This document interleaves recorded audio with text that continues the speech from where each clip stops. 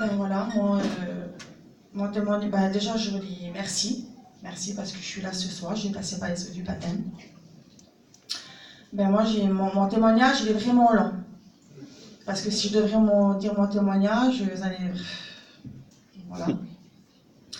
Et un soir, j'avais demandé au Seigneur par où je devais commencer mon témoignage, et puis il m'avait montré là où je devais commencer. C'est-à-dire la moitié de ma vie.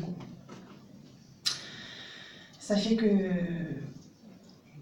Moi, j'ai toujours connu les choses de Dieu.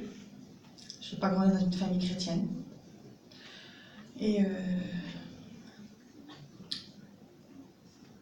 j'ai eu mes petits. Maintenant, je ne pouvais pas avoir d'enfants. Et le Seigneur a permis que je puisse avoir un garçon et une fille au bout de 12 ans de mariage. Il m'a donné un garçon et une fille en bonne santé. Je remercie le Seigneur pour ça. Et dès que j'ai eu mes petits, j'ai voulu m'approcher de Dieu. Le Seigneur m'a beaucoup donné. J'ai fait pas mal d'expériences. Il m'a donné des cadeaux. Mais je fumais toujours. J'avais une semaine chrétienne, une semaine païenne. Je n'ouvrais pas mon cœur complètement à Dieu. Et un jour, on est parti à Pau, là. On a passé les fêtes. On est revenu sur Bordeaux. Et un soir, dans mon camping, j'en avais marre. J'en pouvais plus. Je dis, Seigneur, j'en ai marre de continuer toujours ma vie. C'est toujours pareil, rien qui se passe. Et j'avais des grosses angoisses, des peurs, parce que je savais que ce Seigneur y revenait, je n'étais pas sauvée. Et je pensais sur mes petits. Je disais, Seigneur, si tu reviens à cause de moi, mes petits, ils vont rester. Je voyais la souffrance, j'avais peur, je passais des nuits blanches. Puis mon compagnon, il ne savait rien de tout ça. Je gardais tout pour moi. Voilà. Et un jour, je dis, Seigneur, j'en peux plus, j'en ai marre. Je voudrais que tu fasses quelque chose pour moi. Je voudrais que tu me fasses faire un songe.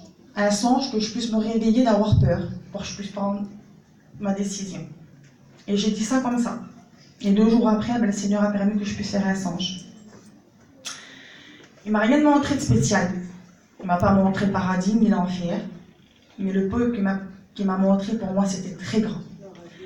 Il m'a montré l'enlèvement d'église.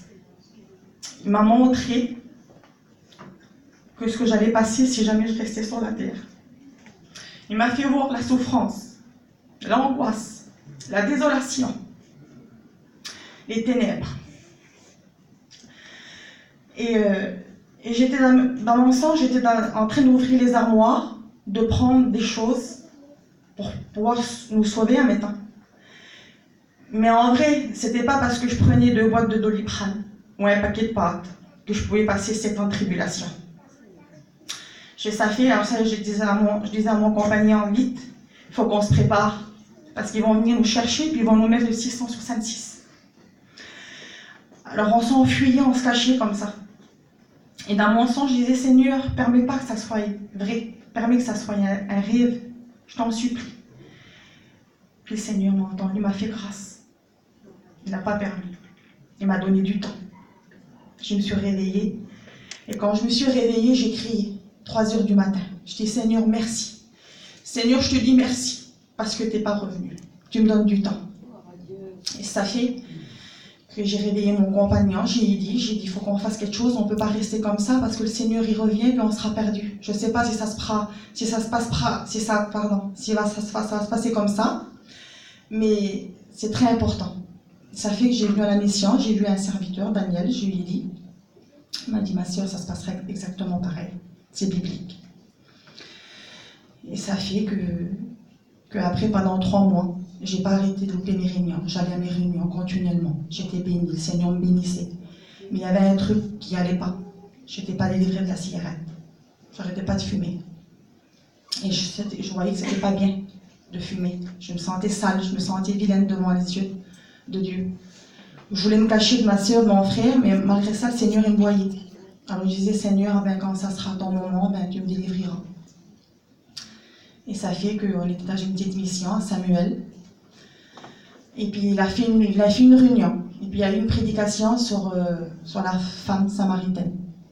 Ça m'a beaucoup touchée. Et puis j'ai dit, Seigneur, alors, à cause de ma petite cigarette grande comme ça, là, mon âme sera perdue. Et mes enfants seront perdus à cause de moi. Alors Seigneur, moi, cette cigarette, je te la donne. Ça fait que j'ai donné ma cigarette par amour pour Dieu. C'était un dimanche soir, la veille du Pâques. Et comme j'ai donné ma cigarette à Dieu, tellement que le Seigneur il attendait ce moment-là que j'ai ouvert mon cœur, ça fait que lundi du Pâques, le jour de la résurrection du Christ, le Seigneur m'a délivré, ça fait 4 mois que je ne fume plus. Et je sais que c'est dur pour ceux qui fument. Je sais que c'est dur pour ceux qui sont captifs, qui boivent. Ceux-là, excusez-moi, ceux-là qui se droguent. Mais faites une expérience avec le Seigneur, je vous en supplie. Ouvrez votre cœur. Mettez-vous à genoux, criez à Dieu. Demandez que Dieu vous délivre. Même pour ceux qui passent par des angoisses, des dépressions. Comme il a dit, les serviteurs, tout ce qui est impossible à l'homme, tout est possible à Dieu. Alors demandez, et vous verrez que le Seigneur, il fera ce que vous voulez. Que Dieu vous bénisse. Gloire à Dieu. Gloire au Seigneur. On va écouter le dernier chant.